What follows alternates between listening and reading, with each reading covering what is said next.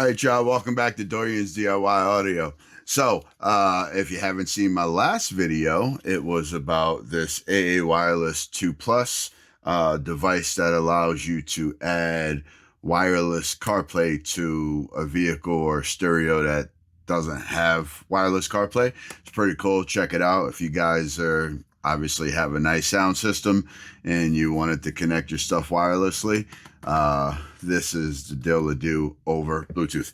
Okay, let's get past that and let's get on to the next thing. So here I have a set of NVX XQS2s, right?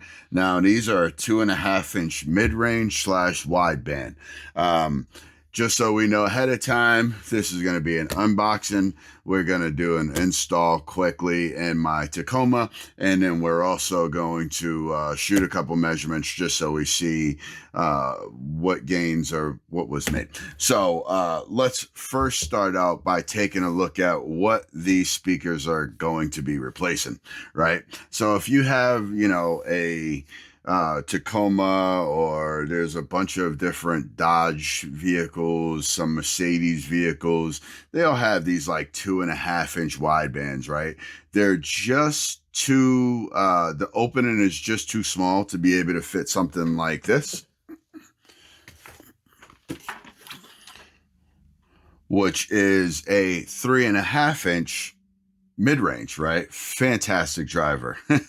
But I can't fit this in my Tacoma as a factory drop-in replacement, okay? So, for now, I pick these up until I get that situated to be able to go in there. And let's go ahead and take a look at these drivers here because they are pretty interesting. The price point's pretty good on them.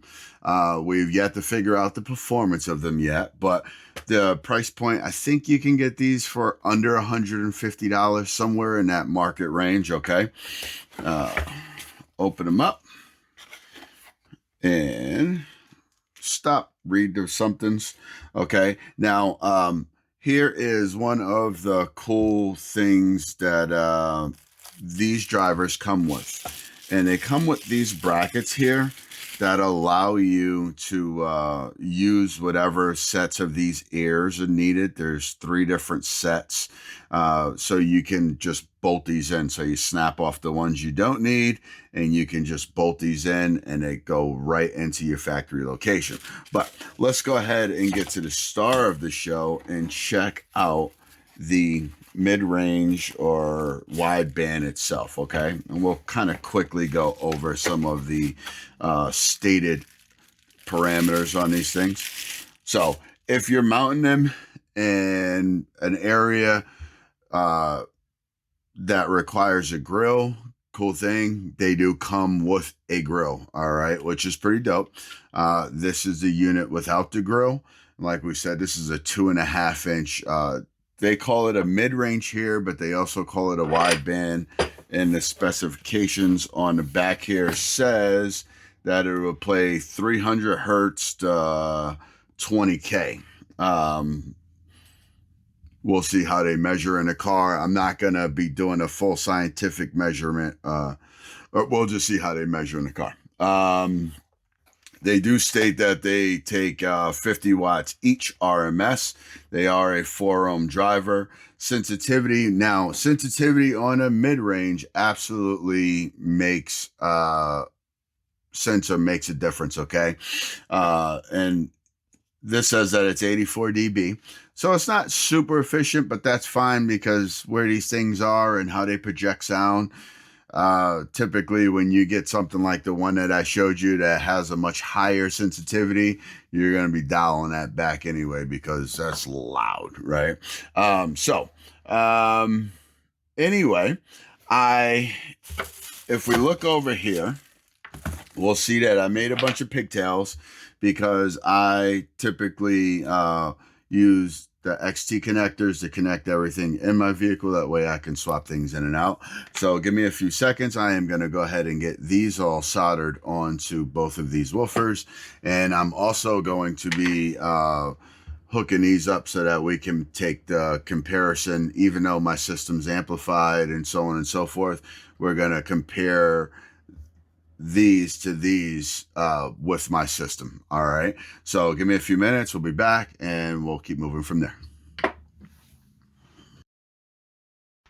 All right, y'all. What I have going on here is earlier I had made some of these pigtails that I soldered some wire onto those XT60 connectors. And I am tinning the terminals of the speakers right now so that I can go ahead and solder those on. That makes it really easy for when I need to swap things in and out.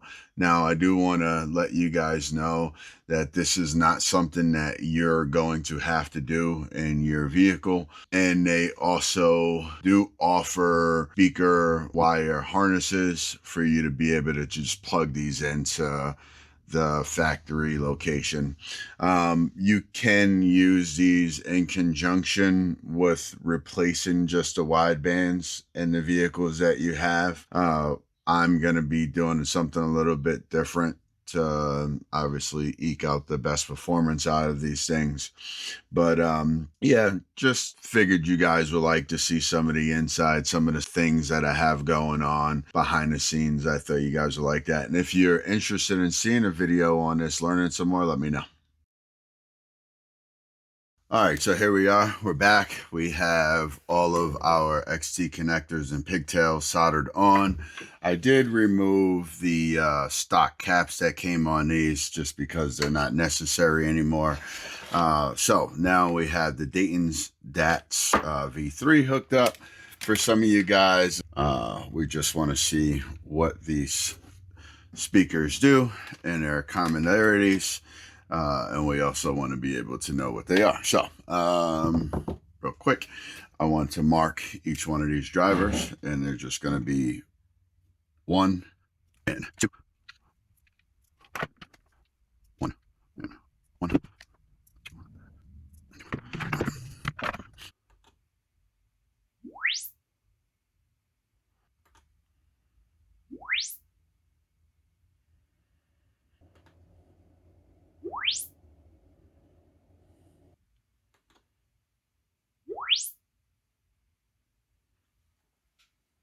Let's go ahead. We'll go out to the truck. We'll get these installed. Then we'll actually come back and look at all of the measurements. All right, y'all. Until next time, peace.